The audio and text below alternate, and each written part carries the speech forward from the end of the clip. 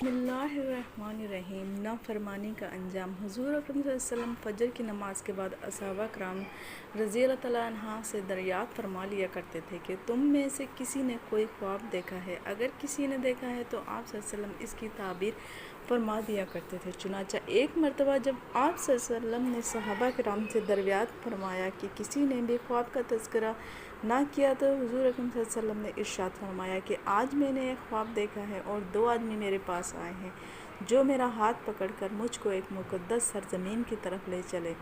کیا دیکھتا ہوں کہ ایک شخص وہاں بیٹھا ہوا ہے اور دوسرا ہاتھ میں زنبور لیے ہوئے کھڑے کھڑے اس بیٹھے ہوئے شخص کے گلے چیر رہا ہے، اور جب ایک گلا قدی تک چیر جاتا ہے تو دوسرے گلے کے ساتھ بھی یہی معاملہ کرتا ہے، اور اتنی دیر میں اس کا پہلا گلا درست ہو جاتا ہے، مگر وہ شخص پھر اس کے ساتھ یہی عمل کرتا ہے۔ یہ دیکھ کر میں نے دریافت فرمایا آخر یہ کیا بات ہے؟ تو وہ دونوں کہنے لگے آگے چلیے۔ ہم آگے چلے تو ایک ایسے شخص پر سے گزر ہوا جو لیٹا ہوا ہے، اور دوسرا شخص اپنے ہاتھ میں ایک بھاری پتھر لیے اس لیٹے ہوئے شخص کے سر کو نہایت بے دردی سے کچل رہا ہے۔ چنانچہ جب وہ شخص اس کے سر پر زور سے پتھر مارتا تو پھر لٹک کر دور جا پڑتا، اور وہ شخص ابھی اس پتھر کو لانے بھی نہیں پاتا تھا کہ اس کا سر پھر سے درست ہو جاتا ہے، اور پھر وہ اسی طرح اس کا سر پھوڑتا رہتا۔ یہ ماجرا دیکھ کر میں نے دریافت فرمایا یہ کیا قصہ ہے؟ تو وہ دونوں آدمی کہنے لگے آگے چلیے۔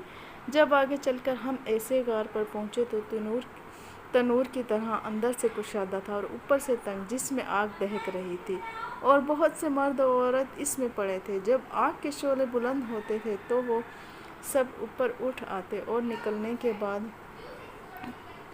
کے قریب ہو جاتے تھے کہ جب آگ نیچے بیٹھتی تو سب اس کے نیچے چلے جاتے۔ یہ دیکھ کر میں نے معلوم کیا یہ کیا معاملہ ہے؟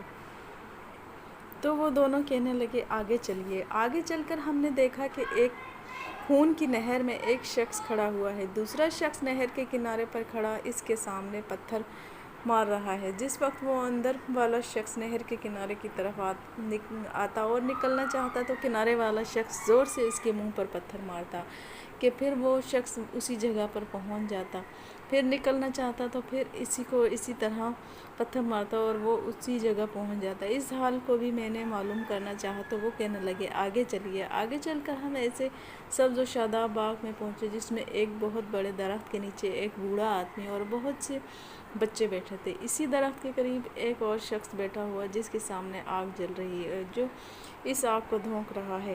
پھر دونوں شخص مجھ کو اس درخت کے اوپر چڑھا لے گئے جس کے درمیان ایک خوبصورت مکان تھا۔ وہ دونوں مجھے اس مکان کے اندر لے گئے، اور اتنا عمدہ مکان میں نے کبھی زندگی میں نہیں دیکھا تھا، جس میں بہت سے بوڑھے، جوان اور بچے موجود تھے۔ پھر باہر لا کر اس نے بھی اوپر والے مکان میں مجھے لے گئے، اور جو اس سے بھی زیادہ عمدہ مکان تھا جس میں صرف بوڑھے اور جوان تھے۔ اب میں نے دونوں شخصوں سے معلوم کرنا چاہا۔